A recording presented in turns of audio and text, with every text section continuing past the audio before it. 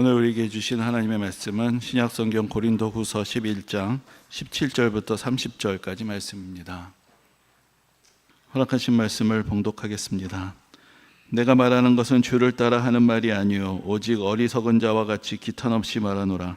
여러 사람이 육신을 따라 자랑하니 나도 자랑하겠노라. 너희는 지혜로운 자로서 어리석은 자들을 기쁘게 용납하는구나. 누가 너희를 종으로 삼거나 잡아먹거나 빼앗거나 스스로 높이거나 뺨을 칠지라도 너희가 용납하는도다. 나는 우리가 약한 것 같이 욕되게 말하노라. 그러나 누가 무슨 일에 담대하면 어리석은 말이나마 나도 담대하리라. 그들이 히브리인이냐 나도 그러하며 그들이 이스라엘인이냐 나도 그러하며 그들이 아브라함의 후손이냐 나도 그러하며 그들이 그리스도의 일꾼이냐 정신없는 말을 하거니와 나는 더욱 그러하도다.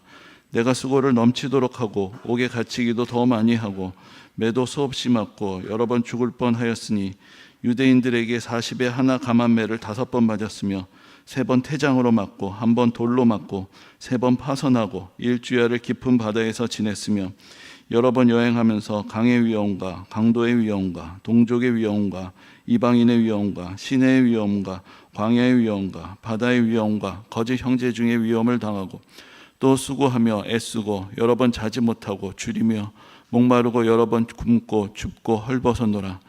이외의 일은 고사하고 아직도 날마다 내 속에 눌리는 일이 있으니 곧 모든 교회를 위하여 염려하는 것이라. 누가 약하면 내가 약하지 아니하며 누가 실족하게 되면 내가 애타지 아니하더냐. 내가 부득불 자락할칠 때 내가 약한 것을 자랑하리라.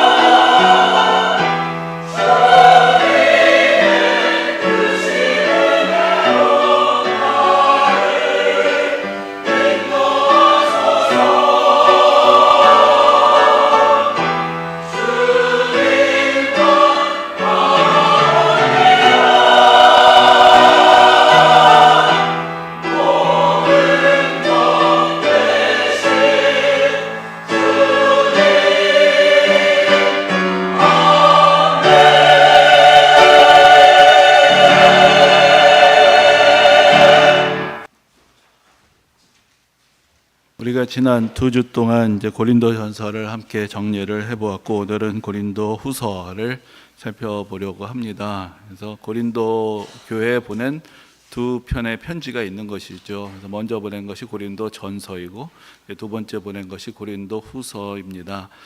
이제 성경에 여러 책들이 있고, 또 바울이 쓴 또 13권의 서신서들이 있는데, 그 중에 고린도후서는 매우 좀 특별한 책이라고 할 수가 있습니다.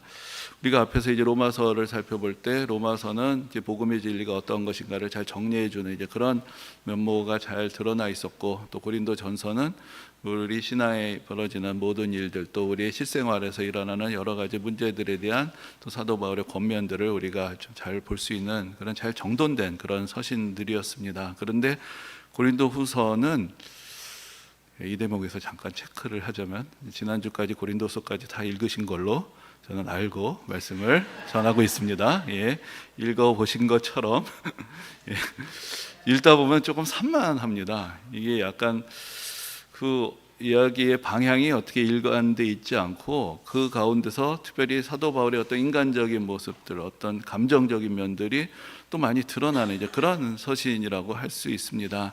그래서 어떤 학자들은 이게 원래 하나의 서신이 아니라 사도 바울이 썼던 작은 서신들이 모여놓은 것 아니냐, 뭐 그런 이야기를 할 만큼 뭔가 이 전체적인 구조가 눈에 쫙딱 들어오지를 않고, 그 가운데 어떤 바울, 어떻게 생각하면 또 더 생생한 그런 바울의 면모를 느낄 수 있는 이제 그런 서신이 되기도 합니다.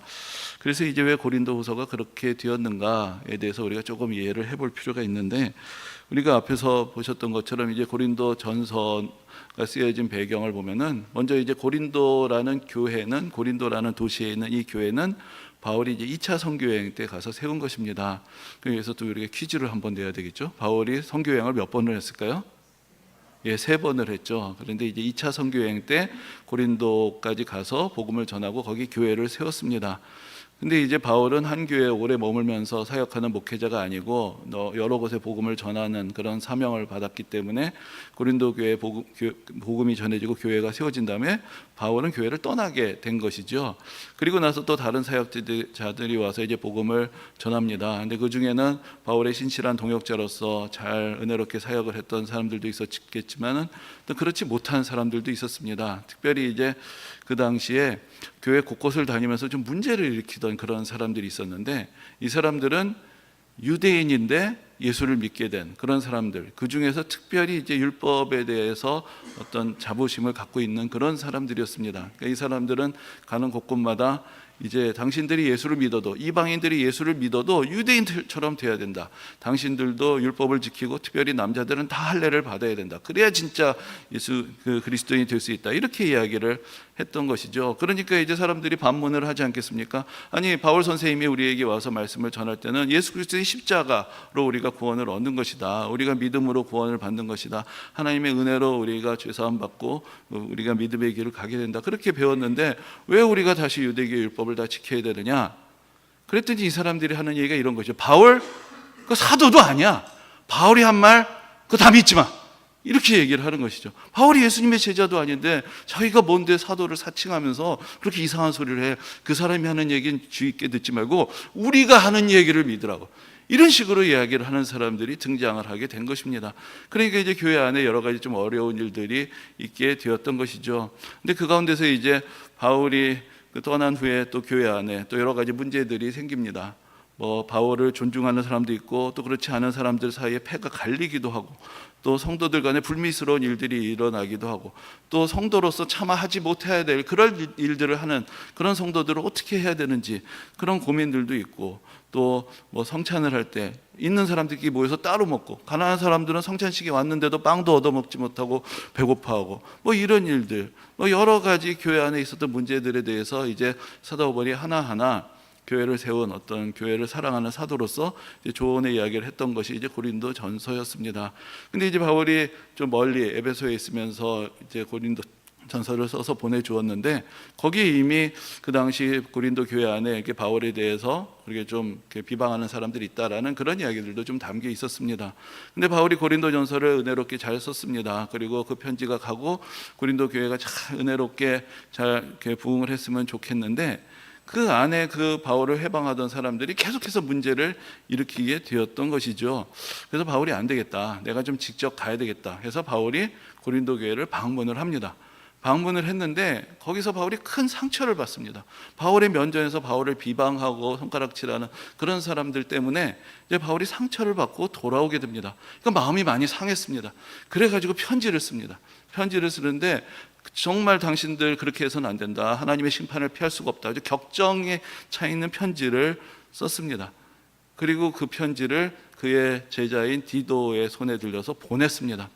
근데 바울도 마음이 많이 상해서 그렇게 한 것인데, 그리고 나서 바울의 마음이 편치 않았습니다. 이거 내가 너무 심한 말을 한 건 아닌가, 정말로 이 성도들이 회개를 할 것인가, 아니면 오히려 더 멀어질 것인가, 많은 고민을 하게 됩니다.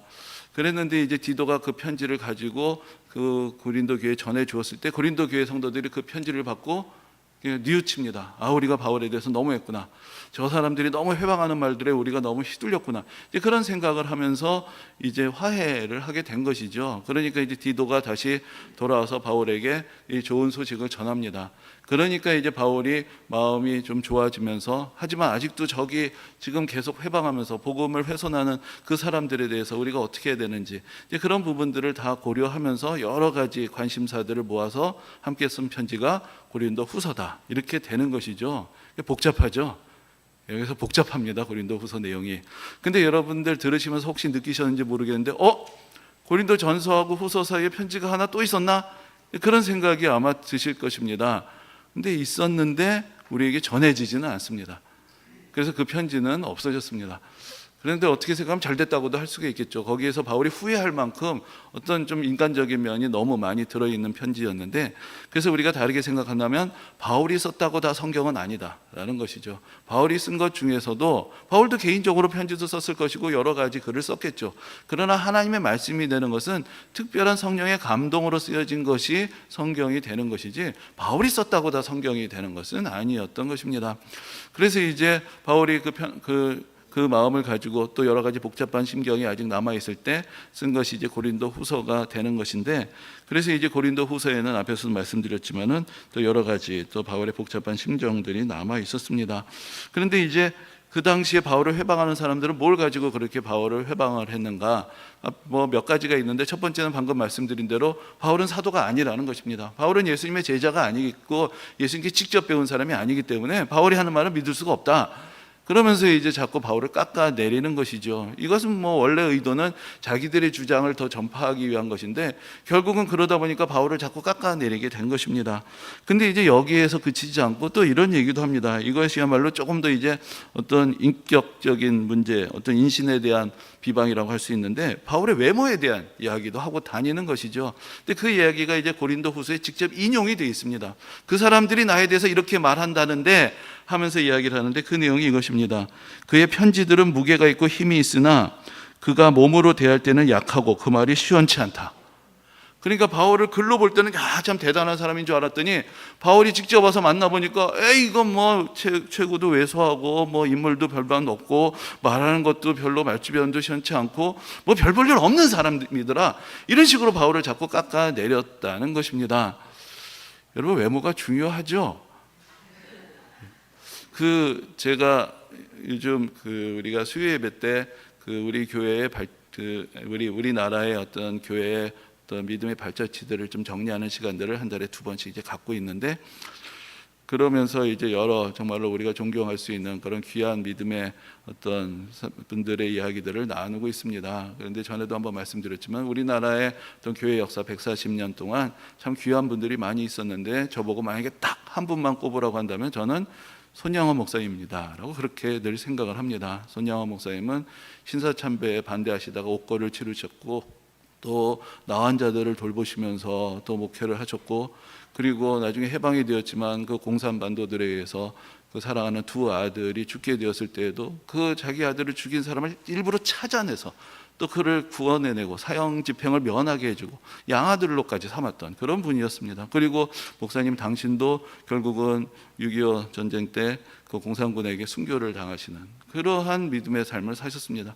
그러니까 어떻게 참 그분의 믿음이 존경스럽긴 하지만, 도저히 나로서는 미칠 수 없는 분이다, 이제 그런 생각이 들게 되는 그런 분인데, 근데 손양호 목사님에게 별명이 있었는데 삼경 목사라는 별명이 있었다고 합니다. 왜 삼경 목사냐?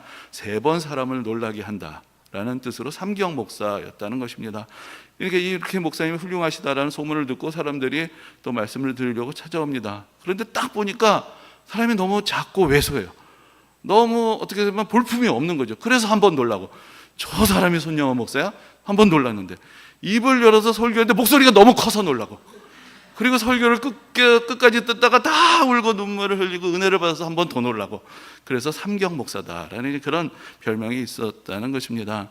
여러분, 우리가 오늘날 참 외모에 관심이 많죠. 외모로 사람들이 다 서로를 판단하니까 외모를 어떻게든지 가꾸는데 많은 관심이 있습니다. 그런데 그게 오늘날만의 이야기는 아니었다는 것이죠. 2000년 전에도 그 위대한 사도 바울을 외모로 비방하고 깎아내리던 그런 사람들이 있었다는 것입니다. 근데 하나님께서 외모를 통해서 역사하시는 것은 아니지 않겠습니까?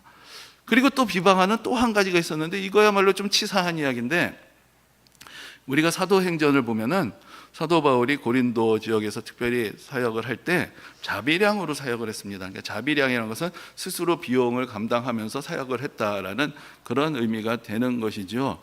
그런데 바울이 모든 곳에서 다 그렇게 했던 것은 아니었습니다. 바울도 후원을 받았습니다. 그래서 우리가 빌립보서를 보면은 바울이 사역하는 동안 빌립보 교회 성도들이 그 여러 가지로 물질로, 기도로 다 사역 후원해 준 것에 대해서 감사하는 그런 이야기를 하는 그런 내용들을 볼 수가 있습니다. 그래서 사실은 다른 곳에서 후원을 해 주었기 때문에 바울이 고린도 교회에서 물론 텐트도 만들고 자기가 또 비용도 감당했지만 또 그곳에서는 자비량 선교가 가능했던 것이죠.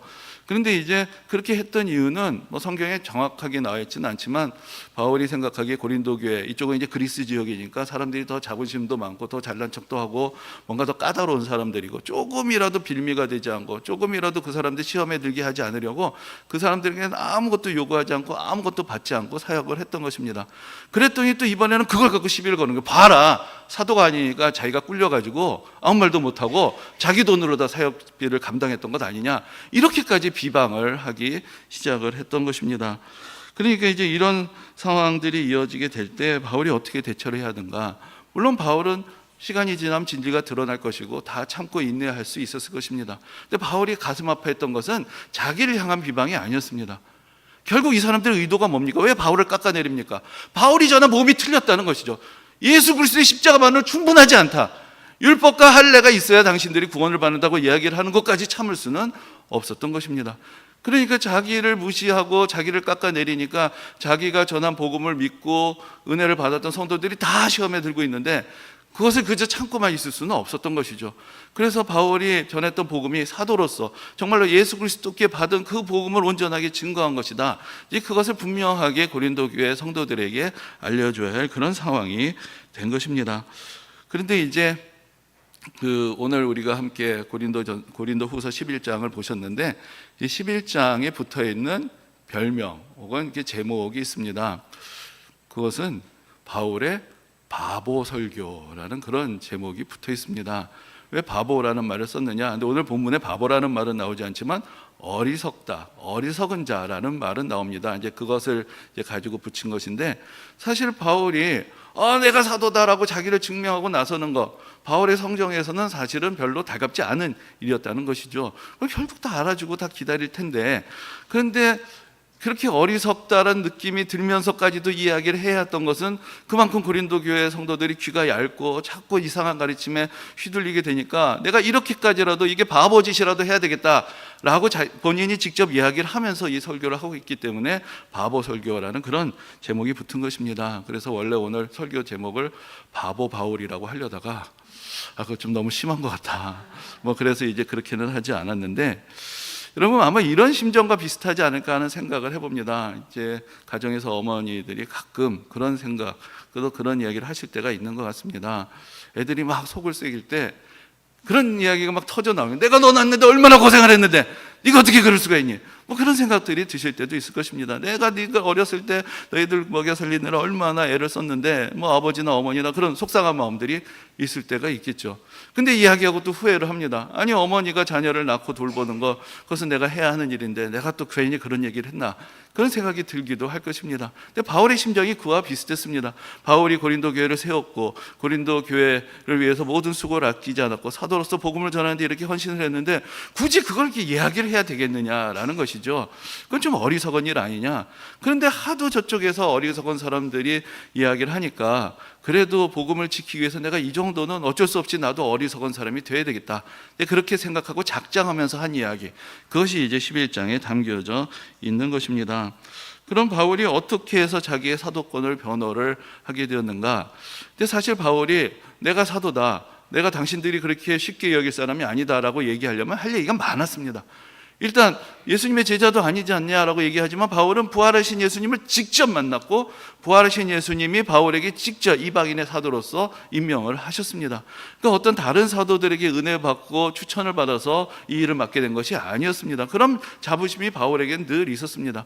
그리고 세상적으로 보아도 바울이 뭐 다른 곳에서 이야기를 하기도 하지만 가말리엘의 문화에서 그 공부를 한 바리새인 중에 바리새인이다. 그러니까 우리가 오늘날로 말하면 최고의 학벌을 지닌 사람이었다라고 이야기를 할 수도 있었습니다.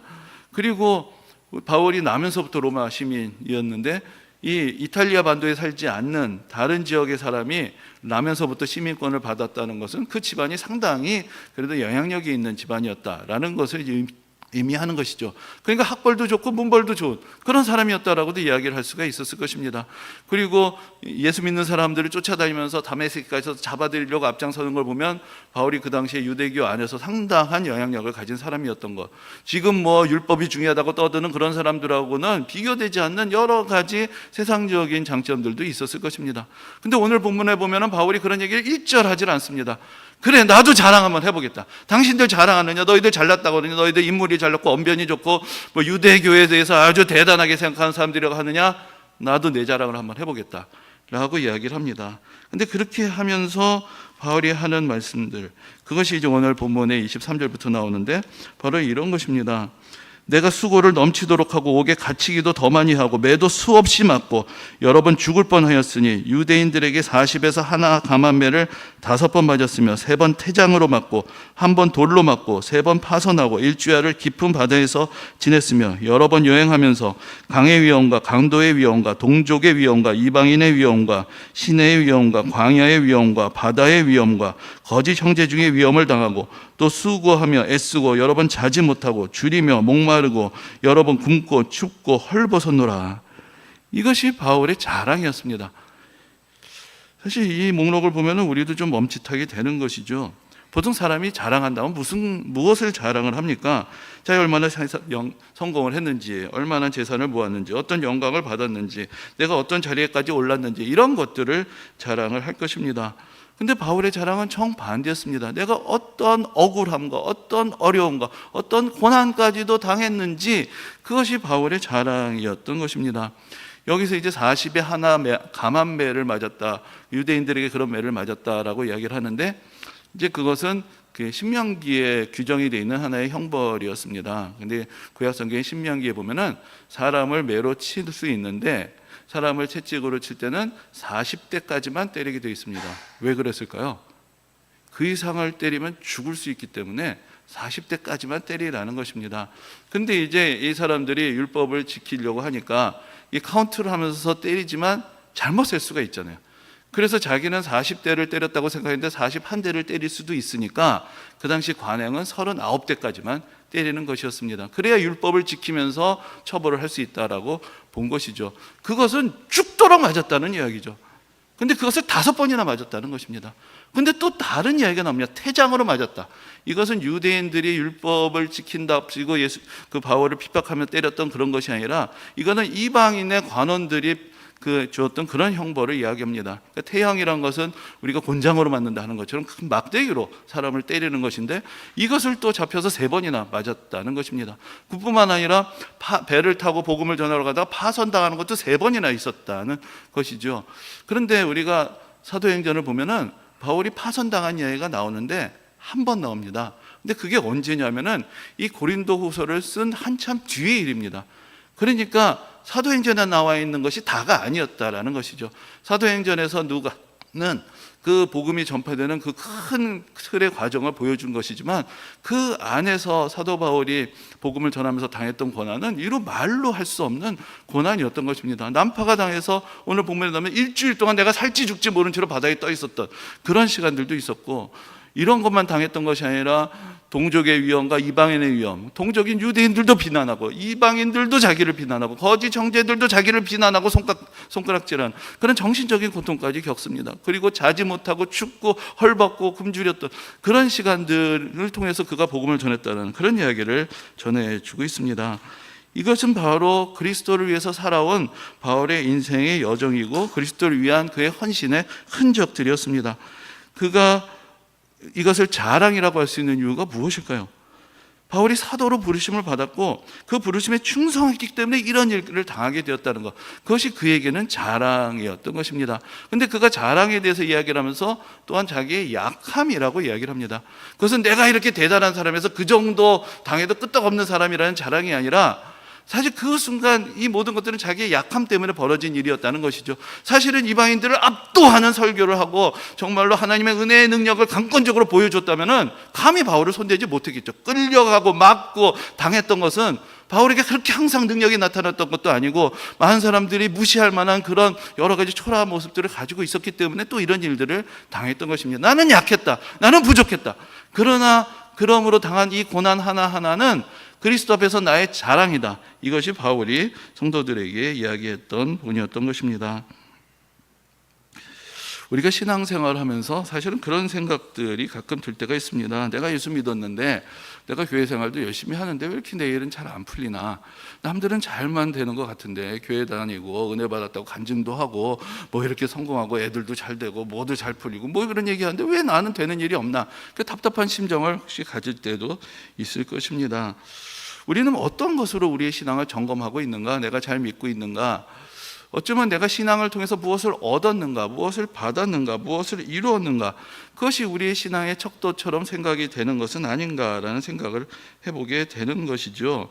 내가 건강한지, 자녀가 잘 되었는지, 사업이 잘 되었는지 뭐 여러 가지 것들을 가지고 내가 예수 잘 믿었다, 아니다 라는 것을 우리가 생각을 하게 되고, 또 잘 풀리지 않았을 때 내가 신앙이 부족해서 그런가, 기도가 부족해서 그러나, 내가 뭘 잘못했는가, 왜 하나님이 나에게는 응답하시지 않는가, 그런 답답한 심정이 생길 수도 있습니다. 또 어떤 교회는 시험에 들고 뭐 내가 믿어도 별로 되는 게 없다 뭐 생각하고 또 교회를 떠나게 되는 그런 일들도 있을지 모르겠습니다.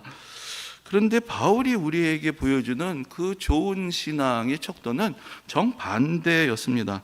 신앙의 진짜 척도는 내가 예수 그리스도를 통해서 무엇을 받았는가에 있는 것이 아니라 무엇을 예수 그리스도에서 기꺼이 이룰 수 있었는가에 있다는 것입니다. 내가 무엇을 이루었는가가 아니라 예수 그리스도의 이름을 위해서 내가 무엇을 견디어내었는가, 내가 어떤 자리까지 올라갔느냐가 아니라 내가 예수 그리스도의 이름을 위해서 어디까지 낮아지고 내려갈 수 있었는가, 이것이 바로 진정한 신앙의 척도다라는 것을 바울은 역설적으로 이야기를 해주고 있는 것입니다. 여러분, 예수 잘 믿으면 어떻게 될까요? 예수 아주 잘 믿으면 어떤 복을 받을까요? 여러분, 우리가 바울이나 베드로보다 예수 잘 믿기 쉽지 않지 않겠습니까? 그럼 바울이나 베드로가 어떤 삶을 살았습니까? 교회 역사에서 가장 예수를 잘 믿었던 사람들은 어떤 길을 갖고 어떤 삶을 살았습니까? 그게 그렇게 어려운 일은 아닐 것입니다. 예수를 잘 믿는 사람들은 예수 그리스도가 이 세상에서 가장 존귀하고 무엇보다도 존귀하냐, 내 목숨보다도 존귀하다고 믿었던 사람들이었습니다. 그래서 예수 그리스도를 위하여 내가 무엇을 내놓아도 아깝지 않다라고 생각했던 사람들, 그 사람들이 진정한 신앙인들이었습니다. 근데 우리에게는 어떤 착각이 있습니다. 잘못하면은 예수보다 더 좋은 게 있는 거죠. 저걸 어떻게 했는지 이루어야 내가 좀 떳떳하게 살겠고 사람들에게 인정도 받겠고 내가 좀 꿀리지 않고 살겠는데, 그거를 왜 예수가 나에게 안 주느냐라고 생각한다면 우리가 예수를 믿는 건지 세상의 권력을 믿고 돈을 믿고 있는 건지 우리가 조금 헷갈리고 있지 않은가라는 생각을 해보게 되는 것입니다. 참으로 예수를 잘 믿는다라는 것은 세상에서 무엇을 얻음으로 증명이 되는 것이 아니라 내가 예수 그리스도를 위하여 어디까지 포기하고 내려놓을 수 있는가를 통해서 증명이 되는 것입니다. 바울은 바로 그 얘기를 하고 있는 것입니다. 나는 예수 그리스도를 위해서 이렇게 고난을 당한 사람들이다.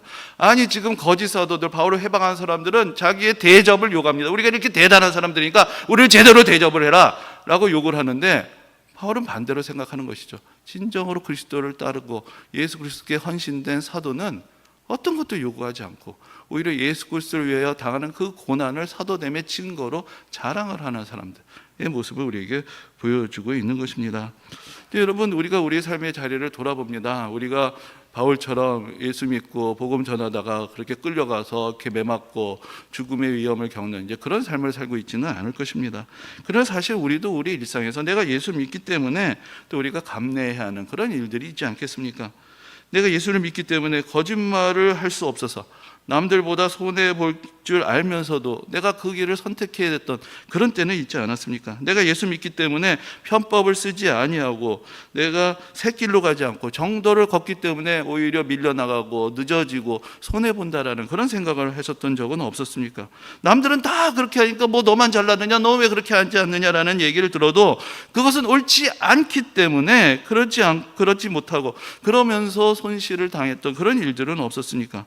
내가 예수 믿기 때문에 남들이 알아주지 않아도 당장은 손해가 있어도 그래도 더 중요한 일, 남들이 하지 않으려는 그 일들의 자리로 가서 서야 됐던 그런 일들은 없었습니까? 세상은 빠르게 가는데 나만 느리게 가는 것 아닌가, 나만 정직하게 살고 진실하게 살다가 나만 손해보는 것이 아닌가, 그런 답답함들이 우리에게도 있었을 것입니다. 내가 예수 믿기 때문에 그래도 복음을 전해야 되는데, 근데 참 복음을 전하기 어려운 사람들, 가까운 사람들, 이런 얘기 괜히 했다가 관계만 좀 껄끄러지는 거 아닌가, 그런 부담이 있지만 그래도 예수 믿어야 된다고, 그래도 교회에 가야 된다고 그렇게 걱정하면서도 그 한마디 한마디 해야 됐던 그런 순간들이 우리에게도 있었을 것입니다. 내가 예수 믿기 때문에 예수님이 사랑하시고 나를 한 몸으로 부르신 그 교회를 섬깁니다. 근데 교회를 섬기다 보면 또 시험에 들 때도 있습니다. 하지만 그럼에도 불구하고 내 사명의 자리니까 또 그것을 지킵니다. 교회 안에서도 부딪힘도 있고 교회 안에서 시험도 있고 교회 안에서도 상처도 있습니다. 그러나 그것들을 다 당하면서도, 그것을 알면서도 그래도 내가 믿음의 자리를 지키고자 했던 그 순간 한순간 그것이 하나님 앞에서 우리의 자랑이 되지 않겠는가라는 생각을 해보는 것입니다.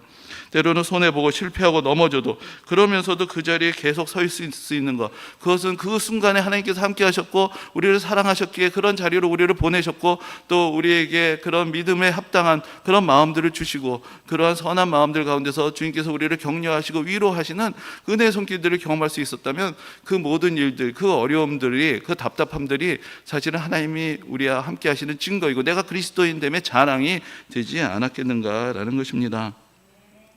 제가 오늘 본문 말씀을 준비하면서 그런 생각을 해봤습니다. 그럼 나에게는 무슨 자랑이 있을까?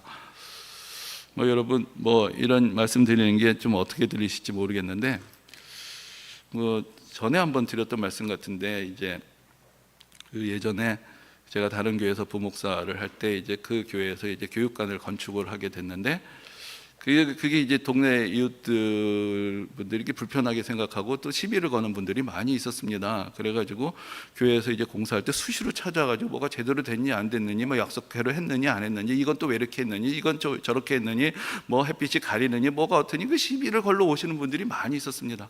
근데 하루는 어떤 분이 오셨는데 또 막 시비거리를 갖고 막 체크를 해서 오신 것이죠. 왜 교회가 이렇게 했느냐, 저렇게 했느냐, 뭐 했냐. 그러니까 듣기가 사실 좀 부담스러운 그런 이야기였는데 그래서 잘 들었습니다. 그리고 교회에서 지금 이웃들을 위해서 이렇게 잘 신경을 쓰면서 하고 있고 또 교회가 원래 약속한 대로 계획한 대로 이렇게 차근차근 하고 있습니다. 그리고 그래도 이게 잘 받아서 제 나름은 이제 이야기를 한다고 했는데, 그러니까 이제 그분이 가시면서 좀 마음이 풀리셨어요. 그러면서 저를 딱 보고 하시는 말씀이 목사님은 참 부처님 같으십니다. 얼마 전에 4월 초파일이 지나서 제가 그 얘기가 갑자기 떠올랐는지 모르겠는데 목사보고 부처를 닮았다니 이게 지금 좋은 얘기인가? 그분은 제 생각에는 나쁜 말로 한 건 아닌 것 같은데, 근데 저는 그런 생각, 이것도 자랑이라면 자랑이다. 하나님의 교회가 비방을 받을 때 그래도 내가 그 이야기를 잘 드러내어서 그분의 마음이 풀어지게 했다면 이것도 하나님 나라에서의 자랑거리가 아니겠는가, 좀 그런 생각도 해보게 되었습니다. 아마도 여러분들도 요즘 교회에 대해서 별로 곱지 않은 이야기를 하는 분들이 있지만 그것도 잘 듣고 그러면서 정말 믿음의 본을 보여야 되겠다는 그런 부담감을 안고 살아가는 그 순간들이 다 여러분들에게도 정말로 하나님의 나라를 위한 귀한 은혜의 시간들이 되었을 것입니다. 근데 사실 그런 생각도 해봅니다. 내가 만약 오늘 세상을 떠난다면, 그래서 하나님 앞에 갔을 때 하나님께서 너는 세상에서 무엇을 하였느냐라고 물으신다면 무엇이라고 대답을 할까? 좀 그런 생각을 해봅니다. 저는 현대교회에서 14년 동안 섬기다 왔습니다. 그런 이야기를 하게 되지 않을까, 그런 생각을 또 해보게 되었습니다. 사실 돌아보면 너무나 이제 부끄러운 일들도 많이 있습니다. 참 부족했던 일들도 많이 있고, 뭐 제가 와서 교회가 크게 부흥된 것도 없고, 또 뭐 그렇게 크게 감동 있는 설교를 했던 것 같지도 않고, 무슨 신유의 능력이 있어서 성도님들을 치유할 수 있었던 것도 아니었고, 뭐 어려운 형편에 있는 성도님들을 잘 돌봐드렸는지도 잘 모르겠습니다. 참 여러 가지로 부족한 모습들이 많이 있었는데, 그렇게 대단한 능력도 없고 부족한 사람을 하나님께서 하나님의 교회를 맡게 해주셨다라는 것, 그것도 하나의 은혜이고 자랑이고, 또 부족한 목사를 목사로서 성도님들이 또 받아주시고 또 함께 또 사랑해 주시고 함께 동역해 주셨다는 것, 그것도 그런 사랑을 난 받은 사람이다 라는 그런 자랑, 그런 것을 내가 하나님 앞에서 할 수 있지 않겠는가 이제 그런 생각들도 해보게 됩니다. 여러분, 우리의 자랑이 무엇일까? 하나님께서 우리에게 주신 은혜, 우리에게서 허락하여 주신 교회, 그것을 함께 섬기면서 하나님께 나아갔던 그런 순간들, 때로는 버텨나가고 때로는 견뎌나가고 또 때로는 함께 은혜를 나눴던 그 소중한 믿음의 순간들, 그것이 우리에게 이 세상에서 어떤 것보다도 귀한 하나님의 은혜이고 자랑이 아니겠는가라는 생각을 함께 해보는 것입니다. 또 그런 생각들이 듭니다. 이것은 전에 아마 여러분들도 많이 들으신 분이 계실 것이고 제가 또 말씀을 다시 드렸던 적도 있는 것 같은데, 우리 교회에서 후원하는 선교사님들 중에 탄자니아에 계신 분이 두 분이 계십니다. 뭐 두 분이 같이 사역하시는 것은 아닌데, 그 중에 이제 한 분 선교사님, 이제 김병국 선교사님이 전에 한번 우리 교회에 오셔서 그 선교 특강을 해주셨던 적이 있습니다. 그 같이 사모님이며 동역하시는 그 송은희 선교사님과 함께 오셔서 말씀을 전해주셨는데, 그분이 하셨던 말씀 중에서 제가 계속 기억나는 대목이 있습니다. 그분이 처음에 탄자니아로 이제 선교사로 지원을 했는데 면접을 보시게 되었다는 거죠. 근데 면접하러 딱 자리에 앉아 있는 면접관들이 다 내노라 하는 신학교 교수님들이 다 앉아 있는데, 거기서 어느 분이 질문을 하시더란 거죠. 그 선교사로 이번에 지원을 하셨는데 영어는 얼마나 할 줄 압니까? 그래서 저 영어는 잘 못합니다. 그러고 대답을 했더니, 아니 영어도 못하면서 무슨 선교를 하러 가냐고 그렇게 이야기를 했다는 것이죠. 근데 그분 말씀이 자기가 이야기를 입으로 하지는 않았는데 그때 들었던 생각이 이것이었다는 것입니다. 네가 안 가니까 내가 가지 임마. 그런 생각이, 너 그렇게 영어 잘해, 넌 왜 여기 있니? 니들이 안 가니까 나라도 가는 거 아니냐라는 생각이 들었다는 것이죠. 여러분, 잘났다는 게 뭘까요? 예? 잘났다는 게 뭘까요? 나 영어 잘한다, 나 세상에서 재능이 많다, 이게 뭘 말하는 것일까요? 여러분, 그리고 또 한 분 선교사님이 있습니다. 우리가 지금 노아, 그 탄자니아에 있는 노아 삼립중고등학교 또 결연해서 많은 성도님들이 다 후원하시고 섬기고 계시고, 또 우리 교회 얼마 전에도 오셔서 이제 또 사역에 대해서 이야기도 해주셨는데, 사실 그 윤봉석 선교사님은 암 환자입니다. 그리고 사역지에 가셔서 암이 발병을 하셨어요. 그런데 돌아오지 않고 거기서 암과 싸우면서 그 사역지를 계속 지키고 계신 거예요. 물론 많이 좋아지셨습니다. 그런데 아직도 여러 가지 건강에 문제가 있어요. 그래도 그 자리를 끝까지 지키고 거기서 사역을 하고 계신 것이죠. 건강한 사람들 다 어디 갔습니까? 멀쩡하고 건강한 사람들 다 어디 갔어요? 영어 잘하고 건강하고 세상 자랑이 가득한 사람들이 그 자랑거리를 가지고 뭘 하고 있느냐라는 것이죠. 그럼 누가 하나님 앞에서 자랑을 하는 사람이겠습니까? 내가 예수 믿고 이것도 자랑했고 저것도 자랑했고 이것도 받았고 저것도 받았습니다. 그게 하나님 앞에서 자랑거리가 될까요? 내가 세상에서 자랑할 것이 없었지만 그러나 나는 그 사명의 자리에 끝까지 있었습니다. 내가 그 어려움의 자리를 끝까지 지켰습니다. 그것이 그리스도 안에서의 진정한 자랑이 되지 않겠는가라는 것입니다. 우리가 무엇을 자랑하는가? 우리가 세상 사람들과 똑같은 것을 자랑하고 있는가? 아니면 예수 그리스도의 이름을 자랑하고 있는가? 그것을 우리는 조금 더 깊이 생각을 해봐야 할 것입니다. 그래서 바울이 오늘 본문에서 이렇게 이야기합니다. 내가 부득불 자랑할진대 내가 약한 것을 자랑하리라. 내가 세상에서 가진 것, 어쩌면 자랑하려면 자랑할 것이 있었을 수도 있겠죠. 그러나 자기가 자랑할 수 있었던 것은 내가 부족해서, 내가 연약해서, 내가 어려움을 당하고 내가 고난을 당했지만 하나님께서 그곳에서 함께 하시면서 이 모든 환난의 순간들과 를 통해서 또 견디게 하시고 복음을 전하게 하셨던 그 순간 한순간 한순간, 이것이 바로 나의 자랑이다. 바울은 그렇게 이야기를 했던 것입니다. 우리가 자랑할 것도 우리의 약함이 아니겠습니까? 그리고 그 약함을 받쳐주신 하나님의 은혜, 이것이 바로 우리의 훈장이 되는 것은 아니겠습니까? 우리가 그리스도 안에서 잃은 것, 우리가 그리스도를 위해서 견딘 것, 우리가 포기한 것, 우리가 낮은 자리에서 내려가서 섬겨했던 그 모든 우리의 신실함의 순간들, 그것이 바로 하나님 앞에서 우리의 자랑이 되는 것입니다. 사실 우리가 그렇게 감당할 만한 사람들이 아니었습니다. 그러나 하나님께서 우리에게 그런 상황들을 허락하셨고 우리 하여금 그런 것들을 감당하게 하셨습니다. 그것은 하나님께서 우리를 사랑하신다라는 그런 증표로 우리에게 보여주신 은혜의 역사들이 아니겠습니까? 이제 우리 모두가 다 그 약함을 자랑하는 바울의 마음, 그것을 우리가 같이 좀 나누어 보았으면 좋겠습니다. 우리의 시선이 세상의 자기 자랑의 자리를 향하는 것이 아니라 바로 은혜의 자리로 향하기를 원합니다.